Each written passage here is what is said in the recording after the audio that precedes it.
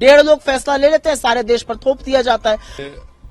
ये roulette act है एक मानों में, और दूसरा ये है कि इससे जो भारत की जनता की सिविल लिबर्टीज हैं वो खत्म होकर रह जाएंगी। तीसरा ये है कि सरकार ने सुप्रीम कोर्ट में कहा सेडेशन कानून को निकालेंगे, मगर उन्होंने लफ्ज सेडेशन इस्तेमाल नहीं किया और एक मानों में सेडेशन का कानून बना दिया। तो मैं कहता हूं कि ये कानून जो लाया है, क्योंकि कोई भी कानून सरकार जब लाती है तो उसके परिणाम अच्छे या बुरे ये वहां सोचा जाता है, और इसलिए जब जिस हाउस में जैसे राज्यसभा और लोकसभा में इस पर अगर चर्चा होती और चर्चा के आधार पर ये कानून आते तो आज उसमें से स्पष्टता रहती।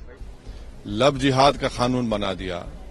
तीसरा ये है कि 90 दिन की पुलिस कस्टडी मिल सकती है और उस वक्त तक बेल नहीं मिलेगा। पांचवी अहम बात यह है कि ये सरकार किसी को भी टेररिस्ट घोषित कर सकती है।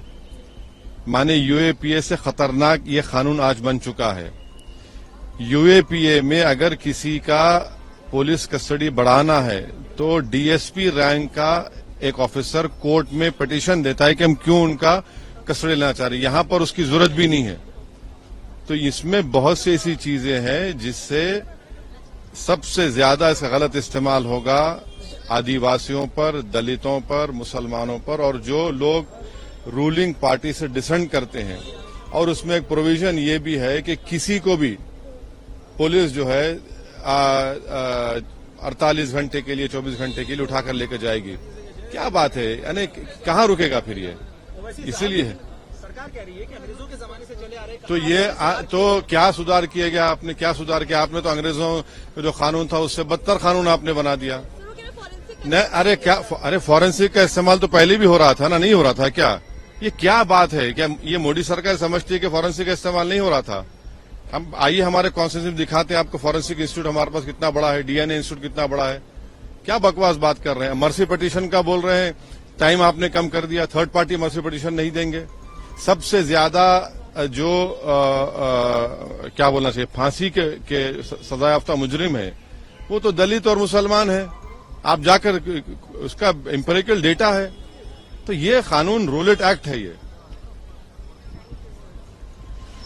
ने कहा कि आरएसएस के लोग मनुवादी होते हैं, ये लोग देश में दलितों को, गरीबों को, इन सबकी आवाज को दबाने की कोशिश करते हैं। देखिए, मल्लिकार्जुन जो बोला पॉलिटिकली दिशा से वो मुस्लिम लोगों के वोट लेने के लिए बोला। आरएसएस मनुवादी हो सकते तो कैसा बोला? हमारा सबका जीन एक है, मुस्लिम हिंदू सभी एक जीन है। ये भारतवर्ष से जो हिंदुस्तान में जो रहने वाला जितने आदमी हैं सभी जीन एक है। उन्होंने एक राष्ट्र के बाद बोलते हैं। हमारा जो भारत को कल्चर इनका बेस कर देश के हित में काम करने वाला कोई मनुवादी काम नहीं है।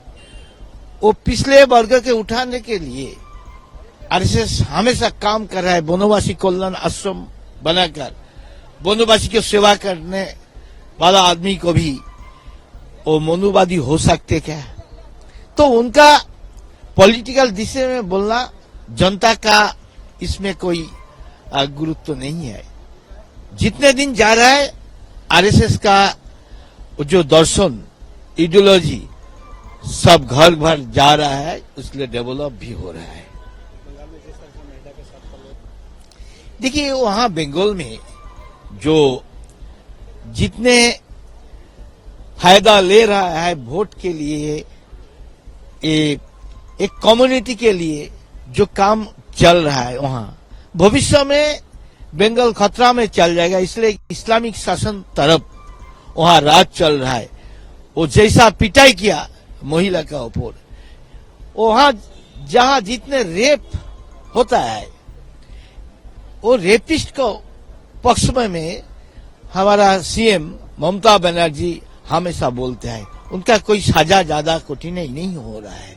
इसलिए वो वहां कानून के तरफ शासन नहीं चलता है। 165 राज्यसभा और लोकसभा के अपोजिशन के सांसद को सस्पेंड कर लोकतंत्र की व्यवस्था में सबसे काला दिन जिसको बोलेंगे वो था, और अपोजिशन को वहां से हाउस से बाहर कर एक मत से आवाजी मतदान से ये कानून जो पारित किए, वो कानून के परिणाम क्या हो गए भविष्य में, वो आज समझने के लिए कोई ये नहीं है। और सरकार ने अभी भी उस कानून को संसद में और राज्यसभा में डिस्कशन पे लाके लागू करे, ये भूमिका हमारी। जो लोग उसमें शामिल हैं, जिनके ऊपर फर्क पड़ेगा उन फैसलों का, उनसे बातचीत करके, उनसे विचार विमर्श करके, उनके साथ डिस्कशन करके कोई फैसले लेती नहीं है। 1.5 लोग फैसला ले लेते हैं, सारे देश पर थोप दिया जाता है।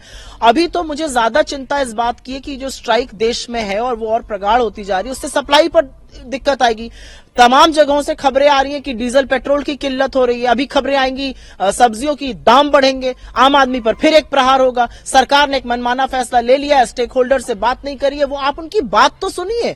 आप हो सकता है उनको अपना पॉइंट ऑफ व्यू समझा सके, हो सकता है उनके पॉइंट ऑफ व्यू से समझना चाहे।